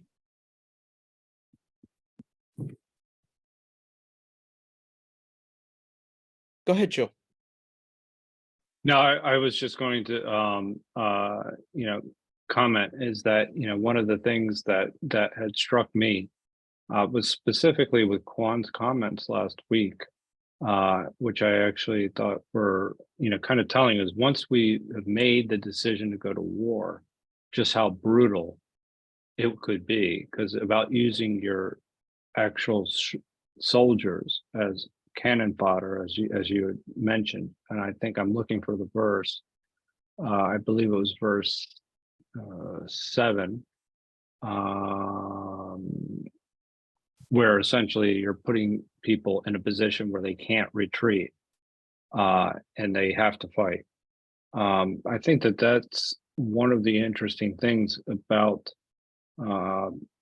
this text overall, is that it does everything in its power to avoid war, to advise against war, but once it does go to war, it does show that all bets are off. And this particular chapter as well, at least for the first 2 verses, had really spoken to the brutality that just even how to burn down a village. But the other actually interesting point that I think is, was brought up earlier, is the psychological aspect of this text. I think is a very important thing that is often missed. We've talked about it briefly, but I think it's something that even this evening, one of the main points when you're burning down a village is to essentially discourage and the soldiers and as well as the townspeople as well in fighting back. And this is something that's why I made the equivalent comparison to blitzkrieg strategies that would be like overwhelming force and essentially disorient the enemy. And so that there's these kind of like this attempt that, how important psychology is when it comes to the art of war. And on a number of levels, I mean, if you think about the psychological aspects of just, and we'll get into this next chapter, is using spies, but actually just information in general. But if I would like to hear if anybody had any additional comments on that aspect, of even this evening and last night. Oh, Paul, you had typed exclamation point and I skipped you. So why don't you go, and then James can go. It's okay. If Jason's still here, my question is about that. So if he's not, that's okay. But I see a J there maybe. But it's a quick question about a term that confused me a little bit. Enlightenment is used in this chapter to contrast the enlightenment of using fire versus the strength of using water. And then the word enlightened is used at the end to talk about, that last closing thought about the enlightened ruler in general.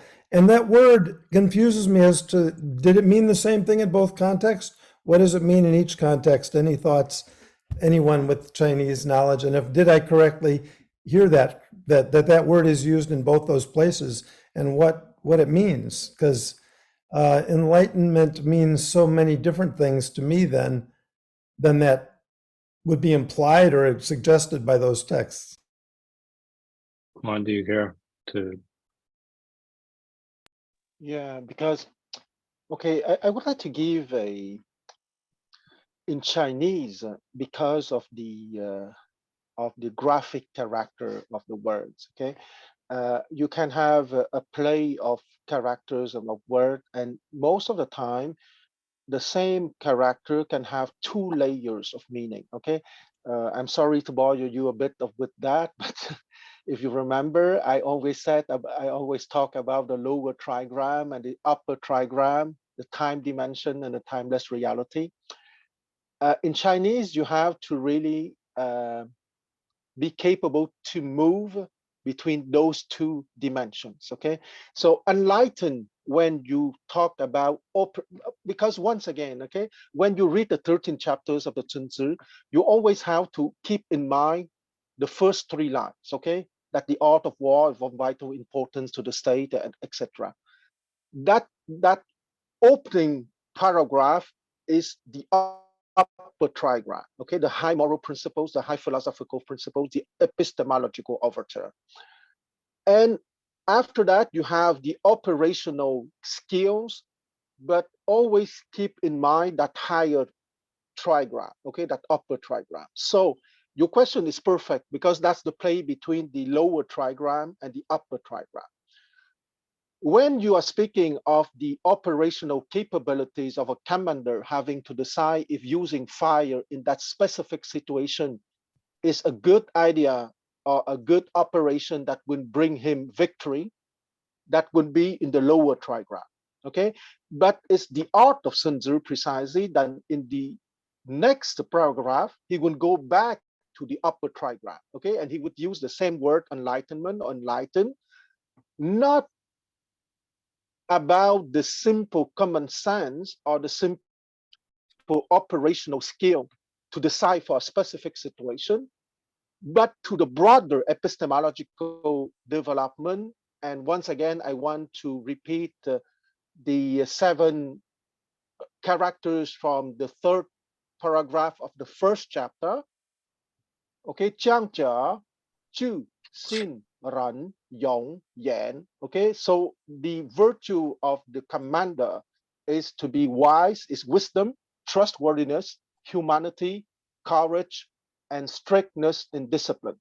Okay, so you always have to keep in mind the upper trigram when we're speaking of the operational skills, and when we are speaking of the higher upper trigram, you will always have to think, what would you do in that specific situation with specific answer involving operational skills, but respecting the principles of the higher trigram, of the upper trigram. Okay, so it's always a dialogue between high principles and operational realities. And I think that in life, we all have to do that every day. Thank you. Beautiful. Yeah, that is actually that's excellent. James, do you want to go? Actually, but I do want to come back to that. Okay. Anyway, yeah, I just wanted to respond to your question, although I already discussed it in a way. I think the aspect of psychology here in the 3rd section is extremely intense, and I already talked about that. But what I want to say is further is that emotions or moods rise and fall. So, you know, we can be angry, but we can be angrier, or we can be less angry later on.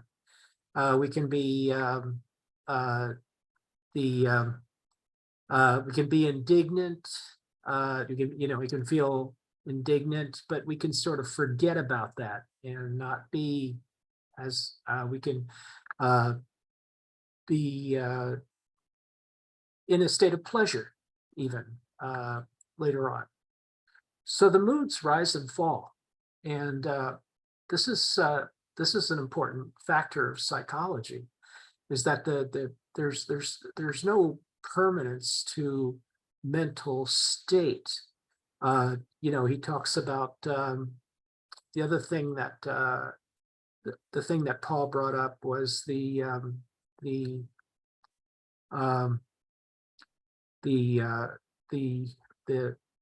ingenious or the enlightened aspect of using fire in the text, right? Because fire is an enlightening pointer to human quality, perhaps I think Quan was talking about that. So this kind of an enlightened quality of human mind sort of dominating situation can be a good thing.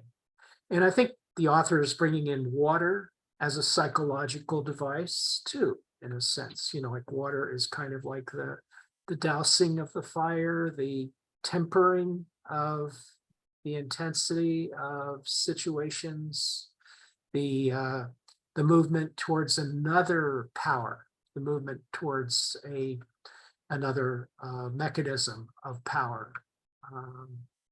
What sometimes people talk about soft diplomacy.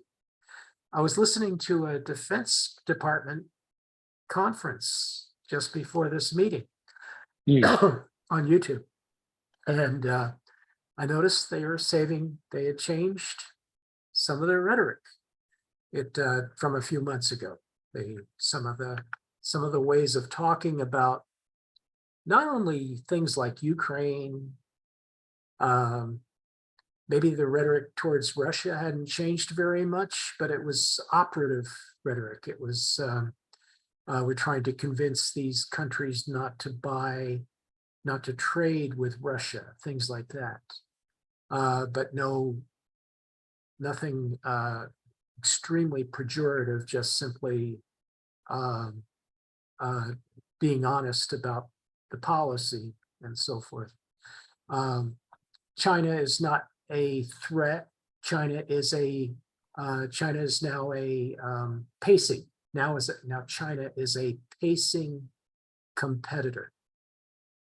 So the whole idea of diplomacy is this idea that you can indulge your psychology. You can use psychology as a tool, but at the same time, the actual psychology of warfare and the psychology of statecraft, of course, is what is important here. And we come to, in this last section, we come to the idea that, well, the statecraft has to be focused not on creating war or using war as a sort of a permanent solution to all problems or the ultimate answer to human diversity, but it becomes a way of keeping your country safe and keeping your army intact to use on a rainy day, but not anytime that you happen to feel a strange emotion. No, because the emotions are always rising and falling. Take an adult human approach to your feelings and concerns, and use diplomacy when that's appropriate. Yeah, I think that this is highlighted in what Juan was just talking about, actually, and in the first chapter, these higher level ideals that are principles that are outlined. I will say this, though, there does seem to be a continuous theme, and just looking back at some things, in creating chaos, confusion throughout the entire text, whether it's using spies or it's using different tactics where you're splitting up into smaller groups to think where, to mislead where you may be attacking from, or to lure the enemy into a trap. there are multiple examples of where it's much more. I think it's as much psychological as it is tactical as, I mean, the actual execution of the tactics themselves. So, I mean, it's strategy, right, is what we're essentially talking about to a certain degree. But there does seem to be a real attempt to create disorder and chaos, and to demoralize the opponent. And you see that in chapter 5, and you see that throughout the text, in my opinion. But I do want to come back to Kwan's higher level ideals as well. But Mark, you can go first. Thanks, Joe. I was wondering, I think, James, one of the last things you said was to use diplomacy when necessary or appropriate. And I'm wondering what the group thinks about the Xi-Blinken summit today. Or was it today? I mean, if you blinked, you missed it. Okay, Well, it was a day's work. They met for 7 hours and had a dinner. If you actually read the article in the, the Washington, I guess it was in the, if you actually read the news and didn't just watch the news show on TV, it was a 7-hour meeting and a dinner. Well, great. I'm kind of interested in thinking about whether China itself as a nation is trying to implement the Sun Tzu and the higher principles and their operational equivalents by causing chaos, sending balloons over the United States. That caused a lot of chaos. Then saying that their relationship with Russia could not be any closer, and not picking up the phone on America, I think, when they call them, and then, having Blinken over there. I'm not sure that the Chinese position is really all that strong. I think they need diplomacy. Is that possible? Well, I think America, I'm sorry, I'm talking out of tone. Excuse me. No, please go ahead, James. It was addressed to you. Well, America needs diplomacy too, Mark. This is a human condition. We're finite creatures. We have emotions. We're not really, as individuals, we're not completely.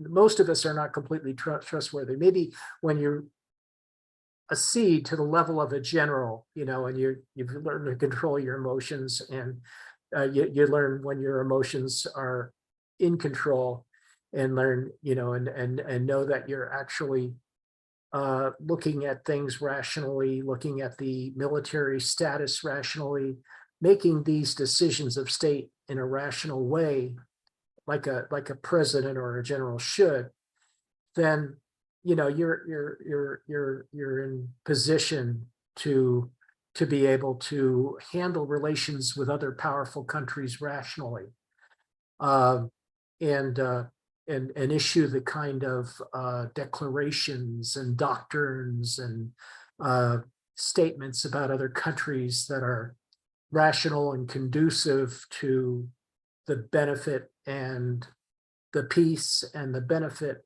and good of your own country. So I think it applies to all countries, not just to China. That we have to look at it in that sense, that if two great countries are going to talk to each other, there has to be some principle of equality. There cannot be some principle. It can't be on the principle that if you are talking to me, it's because you need to talk to me. No, that can't be the basis of dialogue. Mark, you actually mentioned that they may be employing one of the 7 principles noted in chapter 1. Which one were you referring to? Just so I'm getting this clear. I'm not sure I said that precisely. Okay. Yeah. All right, then I apologize if I misquoted. Probably all of them.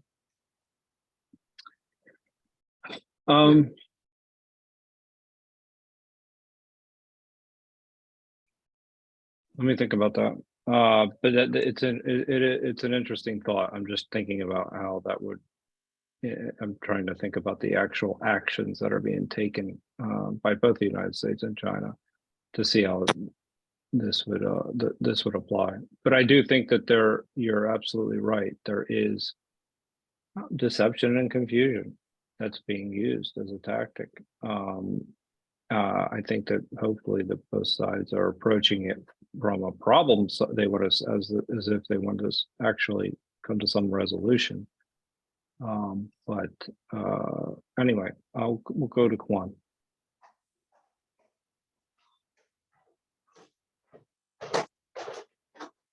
Sorry for the delay. I took some time to activate my micro.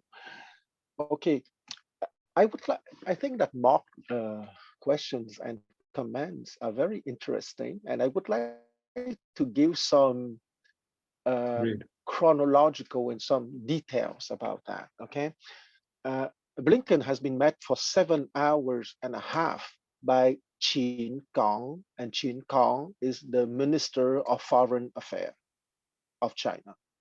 After that, he has been met during 3 hours by Wang Yi, and Wang Yi is the Director General of the Chinese Foreign Affairs General Office, if you want. So Wang Yi is higher than Qin Gang.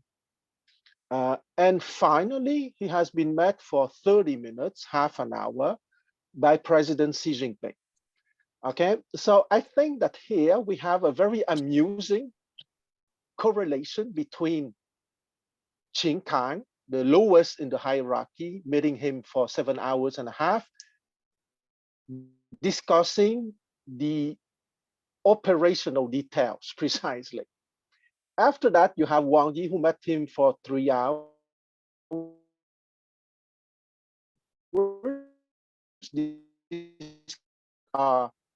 In the hierarchy, we have some clips about his meeting with President Xi, maybe lasting a bit 5 minutes. We don't have the whole 30 minutes. Where we can hear President Xi expressing some general principles of the need of mutual respect when dealing with other nations in an international affair. Okay, so President Xi was talking with him about the content of chapter 1, 2, and 3 of the Sun Tzu, if you want. And Qin Gang was discussing with him the chapter 7 to chapter 13, if I may say so, and Wang Yi somewhere between the two. Maybe chapter 4, 5, and 6. I'm joking, but at the same time, it's quite correlating too. That was the agenda. Yes, it was the agenda. Okay, and most of the time, when in international affair, the president or the head of state never lower himself to talk about the details. Okay, because the head of state is there to make general statement corresponding to chapter 1, 2, and 3 of the Sun Tzu. And it was the perfect application of that. And I would like to finish with one small detail. On Saturday, June 3, happened a historical event. Maybe not all of you is aware of that. A Chinese warship called the Suzhou blocked an American warship called the Chunhun. And the Chunhun told to the Chinese that they have to remove themselves. If not, there will be a crash. And the Chinese answered to the US commander, we will stay there. And if you don't want to crash, just stop and change direction, okay? And the commander of the Chunhun decided to reduce his speed and to change direction. And that incident happened in the Strait of Taiwan, okay? And I think that all of you are aware of the states happening in the related to the Strait of Taiwan. So Blinken went to China with the idea, with the request to restore military communication. And that request has been refused because President Xi said that next time that there will be an US vessel in the Taiwan Strait, just shoot them and don't hesitate to shoot them because you have my permission. So here is the perfect illustration of 3 layers of interaction. The military one, I'm sure that's why the interaction with Qin Kang lasted 7.5 hours.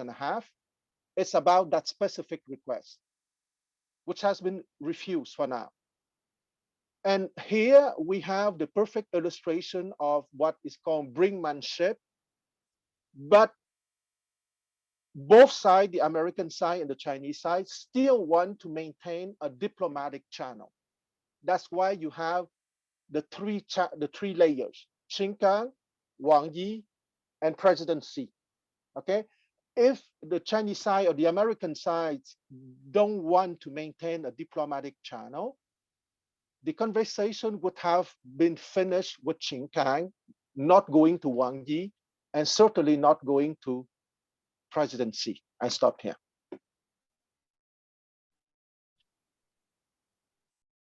Oh, go ahead, Ann. That's actually it's interesting. Yes. Hierarchy, very interesting. How it has, it lacks in some ways critical, informative potency, right? If you're sitting somewhere and someone needs to be able to reach you, I don't know. Anyway, all those barriers and layers, but anyway, that's just a thought, Most of my communications are sometimes just thoughts, or a lot of them are. In any case, I wanted to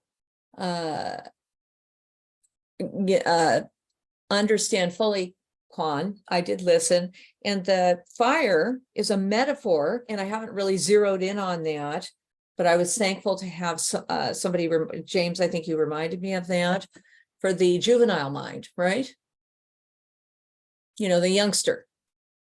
And so, that's something I, that metaphor I forgot, and I need to review all of my, 5 elements. So in that sense, I think maybe things, I'm going to have to read this text a little more closely. But I do think that, again, Sun Tzu would say, acting in anger certainly would not be wise. Is that a fair claim? Yes. Yeah. Absolutely. Yeah, I do. That's what I just need some, I assume, yeah, any kind of emotional reaction, this seems to be a very calculated text, where people are making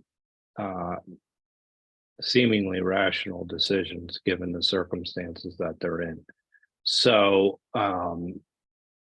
I would say that emotions would be absent in those circumstances. In fact, I think this last passage that we read this evening, how anger can turn to joy, is almost another cautionary kind of, hey, pause before you understand, before what can occur, but before making any hasty decisions. But yeah, go ahead. I'm sorry I interrupted. well, that's it. There is certainly a role for emotion and a role for intuition. They're informative for people in terms of, say, for example, you get very serious physical inputs, when you touch fire, say, for example, in your stove, and you get upset and you kind of get, a little bit, trying to think of a good example of what I mean by that. But, we're whole people too, right? We're not robots. So if you have a conscience and something appears wrong and you have sort of a moral indignation about it, why, that would be something that you'd want to think about, step back from a little bit, and perhaps address.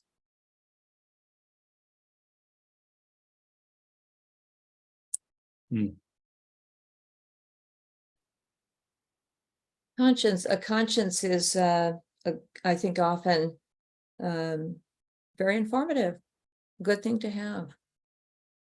There are things that are right, and there are things that are clearly wrong. They're evident to all of us. And, the emotions are involved, I think, at some level. They always are to some degree. I think the attempt to minimize them is the most important thing so that you don't make a mistake. I do want to come back. I would let James go next, but I do have additional questions for Quan about some of the things that you shared as well. And if you're done, only. Well, I'm done. Thank you. Okay, thank you. And then, there's the emotional aspect, the psychological aspect, parts of war. I think that they're covered well in this book. James. Yeah, I was basically I just wanted to talk about something that Quan was talking about. He brought up some really interesting information about the Blinken's meeting, Anthony Blinken's meeting in China. I was confused when I heard that he met with